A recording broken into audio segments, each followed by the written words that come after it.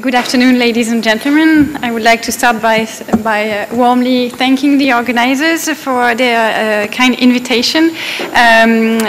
And perhaps the second thing that I'd like to say is, we are of course very happy to be the second leading think tank in the world. I wanted to add a small precision. It's according to a ranking by the University of Pennsylvania. We have not decided ourselves that we would be the second in the world, but I guess that after this presentation, I hope that I will convince you that we deserve to be second in this ranking.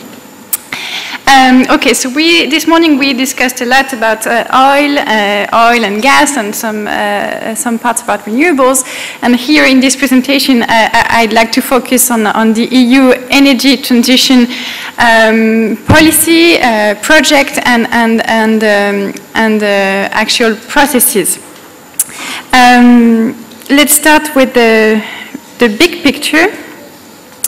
The EU's GHG emission trajectory. So as everyone in this room probably knows, the EU is one of the biggest historical emitter of CO2 emissions. Emissions have been on the rise since the Industrial Revolution at the end of the 19th century. But important progress has been made since the 1990s. Of course, it's helped by deindustrialization and economic crisis, as it was mentioned this morning, but also it was encouraged by strong public policies. And the result is that energy-related CO2 emissions have actually decreased by 19.4% in 2017 compared to our 1990 levels, while the EU's target is to reach minus 20% by 2020. So the target should be reached. Yet, I think that self-congratulation should end here, because as the graph on the right shows, emissions have been going up again in 2017, following the global trend, but still. Emissions had been almost stable for 3 years, and they have started to go up again. They have increased by 1.8%, with two main factors, I think: the economic growth rebound, which shows that decoupling between economic growth and emissions is definitely not complete in Europe. And the second factor is relatively low fossil fuel prices. Now, looking to the future, of course, ahead of the Paris COP21, the EU pledged to increase its emission reduction efforts and reach minus 40% by 2030.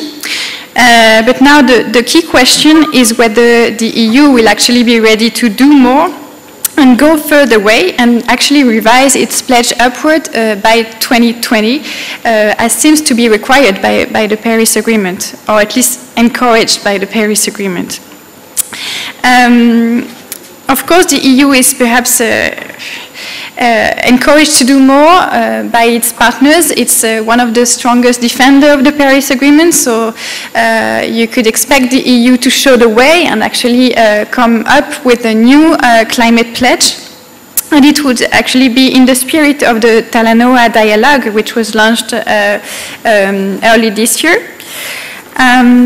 Yet it is also true that our new energy efficiency and renewables targets for 2030 are higher than the ones that were considered in 2015. So it should almost naturally lead to a higher level of emission reductions.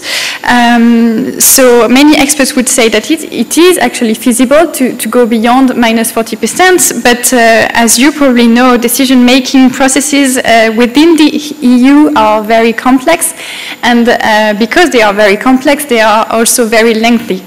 At this stage, 14 member states have expressed their support for a higher target. It includes France, but others seem to oppose, or at least they are remaining silent, which is probably the same. And one member state, one non-eligible member state, Germany, through the voice of its chancellor, said very recently that the EU should rather focus on implementing its targets before considering higher ones. So the political context is quite difficult, and let's not forget that the EU will be only 27 member states after March 2019. It will lose the UK, and by losing the UK, it will lose a pro-climate advocate, which may have an influence on the political balance and the level of commitment from the EU. Now, enough about targets. Let's look at concrete achievements, what the EU has done over the last decades. Well, one thing is sure, efforts have concentrated on the electricity sector. It's where renewable deployment has focused. And in every country, in every EU country, the share of renewables in final energy consumption has increased. But of course, as you can see on the map, there are high discrepancies. Nordic countries being the champions because of the hydro potential, but also because of strong developments of wind energy, and some others lagging behind. But what I think is interesting with this map is that the good pupils are not necessarily the ones that you have in mind. Romania, Bulgaria are actually doing quite good in terms of renewables deployment, and they tend to be greener on our map than my own country, France. But yet, let's say that the key message is that renewables are expanding. The second message is that, yes, renewables are becoming cheaper. Some will say that they are cost competitive. I fully understand with the comment that was made. Cost competitiveness has no unique definition. I guess we refer to cost competitiveness compared to wholesale electricity prices. And in this area, it's true. On the graph, we have only showed the latest results from the offshore wind tenders. So most of them are in the North Sea, and what you just need to focus on is that prices are going down. It's very difficult to compare the results from tenders because not the same costs are included. For example, connection cost, which can matter a lot. But anyway, the central message is that costs of key technologies, including offshore wind, which is actually a success story for the North Sea and the European Union, costs are going down. But another significant challenge relating to renewables expansion is a connection to the grid and grid reinforcement.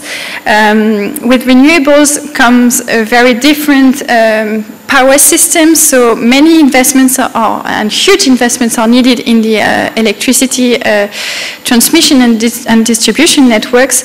If you take only the EU 10-year network development plan, which is prepared by our transmission system operators, they have identified 166 transmission projects, and it totals 114 billion investment. Of course, it's only the project proposed by the transmission operators themselves. So it's not the investments that will be conducted, but it's still a significant amount.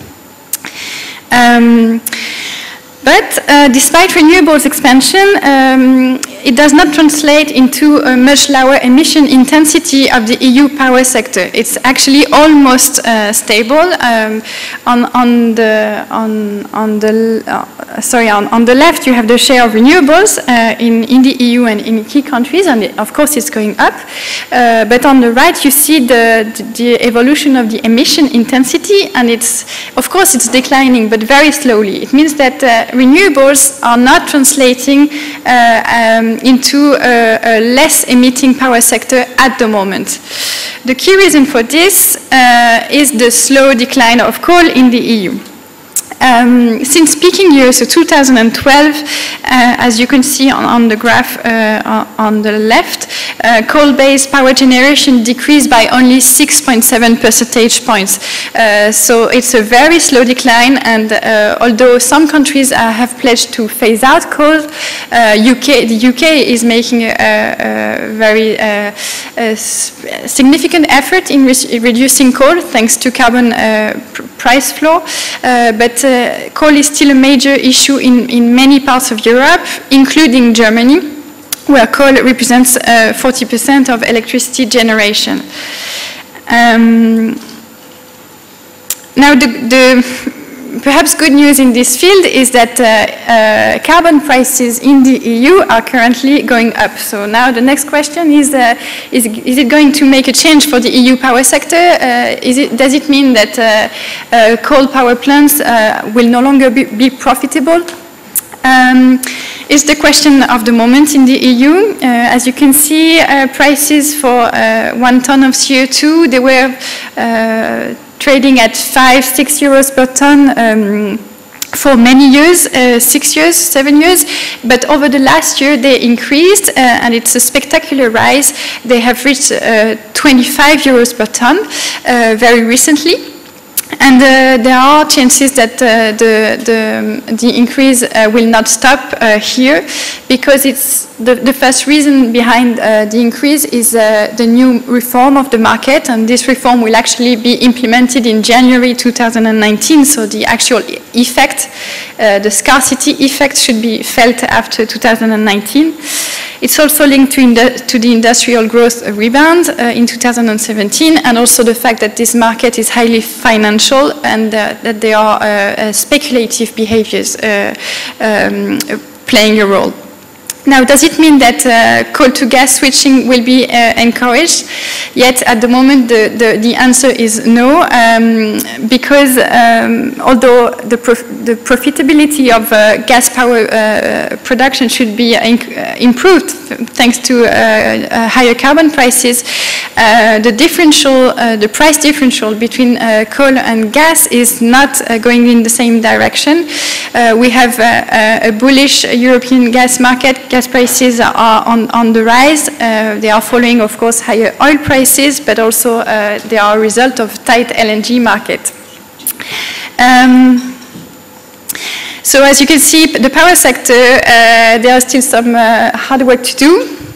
But once you consider that we know what the policy tools are to improve the emission intensity of our power sector, then probably the next frontier of our energy transition will be the transport sector.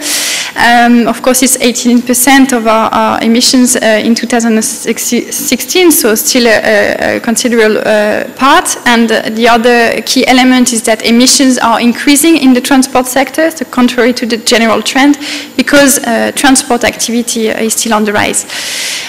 So that's also another key question at the moment. What are the relevant options for decarbonizing the transport sectors? Of course, the first most popular option is electrification, as was discussed this morning.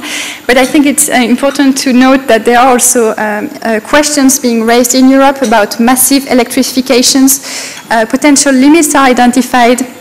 As it was mentioned before, the actual environmental footprint, the access to raw materials. Do we have access to cobalt in satisfactory conditions? How to manage the impact on the grid and peak time electricity demand. And also one final question, which is actually very important at the moment in Europe, is the actual value, industrial value creation.